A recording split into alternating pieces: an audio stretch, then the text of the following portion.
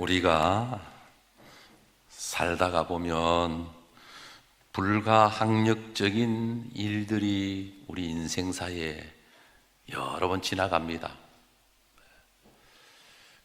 우리는 이런 어려움, 천재지변과 같은 전염병이나 가뭄이나 홍수나 이런 천재지변 같은 어려움이 지나갈 때 우리는 참으로 원망하고 불평할 것이 아니라 이런 어려운 가운데서 주님을 바라보고 괴로울 때 주님의 얼굴 보라, 평화의 주님 바라보아라, 내 모든 염려 주께 맡겨라, 슬플 때 주님 얼굴 보라, 사랑의 주님 안식 주리라. 여러분, 하나님은 우리를 사랑하셔서 때를 따라 도우시는 은혜를 우리에게 주시는데 어려울 때 더 큰 소망과 말씀의 능력을 우리에게 주시는 것입니다. 믿습니까? 오늘 본문 말씀을 보면 12절에 하나님의 말씀은 살아있고 활력이 있어 좌우의 날선 어떤 것보다도 예리하여 혼과 영과 및 관절과 골수를 찔러 쪼개기까지 하며 또 마음의 생각과 뜻을 판단하느니 지으신 것이 하나도 그 앞에 나타나지 않음이 없고, 하나님은 말씀으로 천지 만물을 창조하셨고 지금도 말씀으로 모든 역사를 주관하시고, 이런 위기가 어려움이 지나갈 때 우리는 하나님의 말씀에 귀를 기울이고 하나님이 어떻게 역사하는가를 볼 수 있는 영안이 열리는 저와 여러분들이 되기를 바랍니다. 그래서 예수 믿는 사람은 이 땅에 어려움이 지나갈 때 도망가거나 포기하거나 원망하거나 불평하거나 미워하거나 죽이거나 싸우고 이런 게 아니고, 예수 믿는 사람은 이런 어려움이 지나갈 때 주님을 바라봄으로 용기를 얻게 되고 믿음을 갖게 되고 주님을 바라봄으로 예배자로 나아감으로 승리하게 되는, 하나님의 더 큰 놀라운 역사를 경험하고 하나님이 주시는 더 놀라운 축복을 바라보면서 당당하게 앞으로 전진해 나가는 것이죠. 예수 믿는 사람은 지금의 잣대로 세상을 보고 판단하고 결정하는 것이 아니라 하나님이 말씀을 통해서 우리에게 어떻게 역사하고 응답하죠, 하나님의 말씀이 어떻게 우리에게 약속하셨는가를 바라보면서 이 힘들고 어려울 때 우리는 말씀을 붙잡는 것이죠. 말씀을. 하나님의 말씀은 살았고 운동력이 있다. 하나님의 말씀은 지금도 살아 역사하시는, 지금도 시간과 공간을 초월해서 하나님은 살아계셔서 역사하시는 하나님이시다라는 것입니다. 주 너를 지키리, 아무 때나 어디서나 주 너를 지키니 늘 지켜주시리. 사랑하는 성도 여러분, 하나님은 우리를 사랑하십니다. 하나님은 우리 동부교회를 사랑하십니다. 하나님은 여러분 가정을 사랑하십니다. 하나님은 여러분의 직장과 일터를 사랑하십니다. 하나님이 지켜주실 줄로 믿으시길 바랍니다. 여러분, 믿음은 내가 생각해서 옳기 때문에 믿는 게 아닙니다. 하나님의 말씀이기 때문에 믿는 거고, 하나님의 약속이기 때문에 믿는 거고, 하나님의 능력을 믿는 거지, 우리의 형편을 바라보면서 우리가 살고 있는 세상의 상식을 따라 믿는 게 아니다라는 것이죠. 하나님은 우리를 때를 따라 도우시는데 어려울 때 우리에게 더 큰 소망과 말씀의 능력을 주신다. 이런 어려운 시기에 하나님의 말씀이 여러분 심령 속에 들려지고 믿어지고 깨달아지고 임할 수 있기를 바랍니다. 두 번째는 어려울 때 하나님께서는 우리에게 더 큰 은혜와 믿음을 주십니다. 하나님은 어려울 때 더 큰 은혜를 주시는 분이시요 때를 따라 도우시는 하나님이시고 더 큰 믿음과 은혜를 주시기 때문에 어리석은 사람들은 자기 힘으로 자기 능력으로 할 수 있다고 생각하지만, 그러나 믿음으로 살아가는 사람은 나는 아무것도 아니지만 하나님이 역사하시면 능치 못함이 없음을 믿는 것입니다. 성령을 받으면 하나님의 능력이 믿어집니다. 성령을 받으면 하나님의 역사를 보게 됩니다. 예수님의 제자들이 사실은 3년 동안 예수님을 따라다니면서 기적도 보고 말씀도 듣고 주님과 동고동락했지만, 결국 예수님이 십자가에 못 박혀 돌아가실 때 이들은 다 도망을 치고 말았습니다. 왜냐하면 이들은 자기의 연약함 때문에 어려운 환경을 자기 힘으로 극복할 수가 없었습니다. 그런데 이렇게 비겁하고 이렇게 어리석은 연약한 제자들이 성령의 불을 받고 사도행전 2장에 성령이 임하시고 성령의 불을 받고 난 다음에는 이들은 어떤 어려움이 와도 어떤 환경이 그들에게 닥쳐와도 주저하거나 물러서거나 포기하지 않고 오직 예수 이름을 부르면서 믿음으로 대시하고 믿음으로 증거하고 믿음으로 전진했을 때 하나님의 능력과 역사가 제자를 통해서 열매를 맺고 일어나게 된 것을 볼 수가 있는 것입니다. 사도 바울도 예수님을 만나고 난 다음에 바울은 이런 고백을 합니다. 고린도 후서 12장에 보면 모든 것이 하나님의 은혜이다 라는 그런 고백을 합니다. 나의 나된 것은 하나님의 은혜이다. 그런데 내가 약할 때 강함이라. 나는 부족하고 나는 연약하고 나는 미련하지만 하나님의 능력은 강하고 원대하시기 때문에 예수 안에서 바울은 정말 강한 사명을 감당하는 삶을 살아가게 되는 것을 보게 됩니다. 내게 능력 주시는 자 안에서 내가 모든 것을 할 수 있다고 사도 바울은 빌립보서 4장에 고백을 하고 있는 것입니다. 사랑하는 성도 여러분, 우리는 내 능력을 믿고 이 세상을 살아가는 것이 아닙니다. 천재지변이 지나가니까 우리 인간은 아무것도 아니잖아요. 그렇게 강한 미국, 영국, 유럽의 선진국들, 코로나 바이러스가 침투해서 공격하니까 영국의 황태자도 걸리고 총리도 걸리고 미국이 지금 벌벌벌벌 떨고 있거든요. 미국에 있는 교포들이 지금 우리나라에 입국을 하려고 해도 비행기 표가 없어서 못 들어옵니다. 1,000만 원을 줘도 표가 없대요. 1,000만 원을 줘도. 지금 세계에서 코로나가 가장 안전한 나라가 대한민국입니다. 믿습니까? 안 믿는 것 같은데 보니까. 그 가운데 대한민국이 가장 안전한 나라고, 그 가운데 대한민국 가운데서도 더 안전한 곳이 있는데 마산입니다. 마산은 아직까지 확진자가 한 명도 없습니다.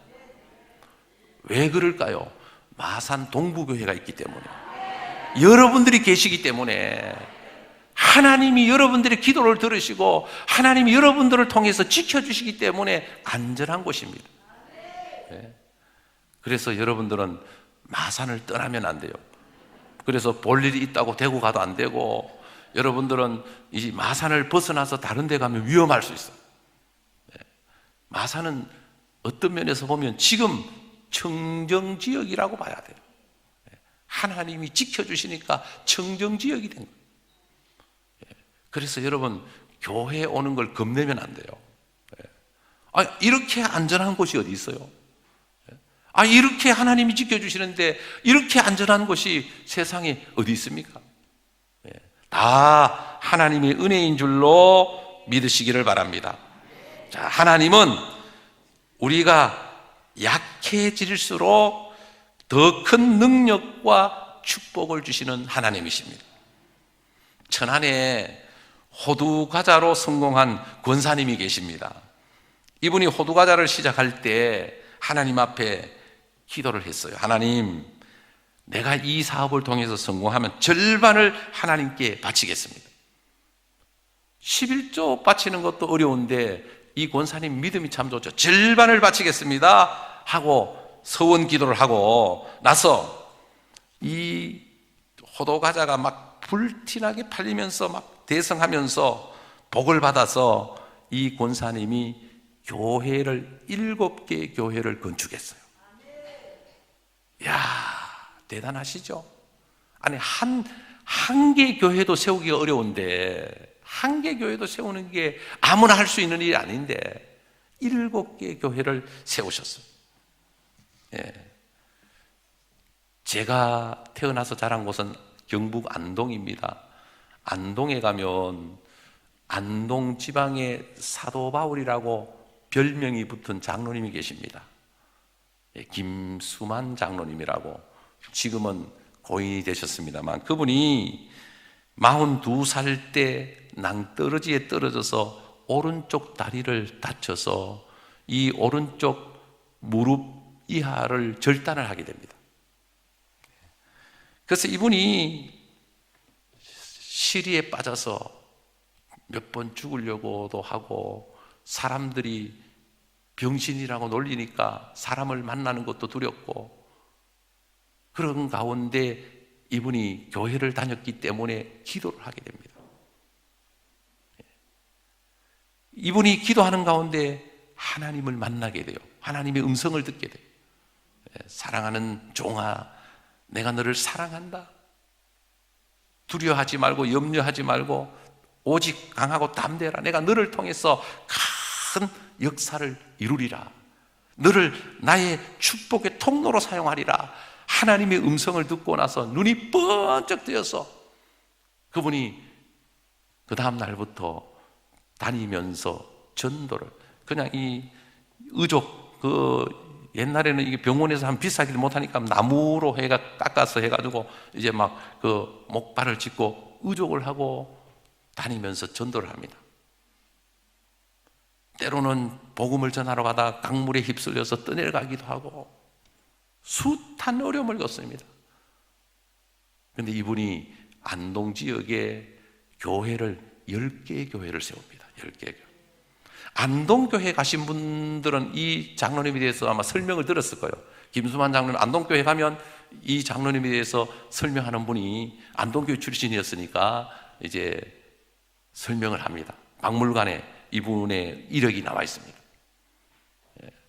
아니, 몸이 건강하고 사지백체가 멀쩡해도 우리는 아무것도 못하는데, 하나님을 위해서 헌신하지 못하고 사는데, 이분은 다리를 한쪽 잃고 나서 은혜를 받고, 옛날에는 교통이 뭐 좋았습니까? 걸어 다니면서 산을 넘고 강을 건고 걸어 다니면서 10개 교회를 개척해서 복음을 전해서 예수를 믿는 사람이 생기면 거기 가서 교회를 짓고 그 지방에 10개의 교회를 세웠습니다. 그분의 후손들은 지금 목사님이 몇 분 되십니다. 여러분, 하나님이 역사하시면요 능치 못함이 없습니다. 또 감동스러운 거는 여러분들 TV를 통해서 전에 많이 봤겠습니다만, 건국대학교 교수를 지냈던 유태영 박사라고 유명한 분이 계십니다. 이분은 가난한 시골에서 겨우 초등학교를 졸업하고 중학교를 못 갔습니다. 속고를 먹이고 토끼를 기르면서 살아야 할 자기 운명이 너무 비참하고 애처롭게 여겨졌습니다. 그래서 그는 하나님의 도움을 얻기 위해서 새벽마다 교회에 가서 새벽 기도를 다닙니다. 새벽 기도를 다니는 가운데 하나님의 말씀의 능력, 하나님의 은혜를 받고 소망을 가지고 꿈을 가지고 그가 이 덴마크 국왕에 편지를 씁니다. 참 용기가 대단하죠. 그 편지가 어떻게 또 국왕에게까지 갔는지는 모르겠어요. 그 덴마크 국왕에게 편지를 써서 어떤 나는 한국 농촌을 위해 일하고 싶습니다. 농업이 잘 발달되어 있는 덴마크에서 공부하기를 원합니다. 덴마크에 가서 많은 것을 배워서 우리 한국의 농촌을 부강하게 만들고 싶습니다. 이런 편지를 띄운 거예요. 이 국왕이 보고 감동을 받아가 유태영 박사를 불러서 덴마크에서 농학 박사학위까지 받도록 공부를 시켜서 우리나라에 보내서 이분이 우리나라에 들어와서 새마을 운동하는데 큰 역할을 하게 된 것입니다. 여러분, 우리가요 예수를 믿으면 하나님은 믿는 자를 통해서 오늘도 역사하시기를 원하십니다. 부자 아빠, 가난한 아빠라고 하는 책이 있습니다.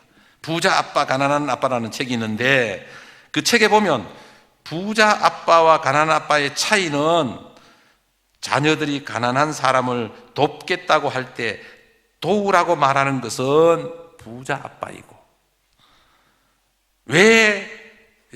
가난한 아빠는 이놈아 너가 돈이 어디 있느냐, 너가 돈을 벌어서 하라 라고 하는 아빠는 가난한 아빠다. 왜?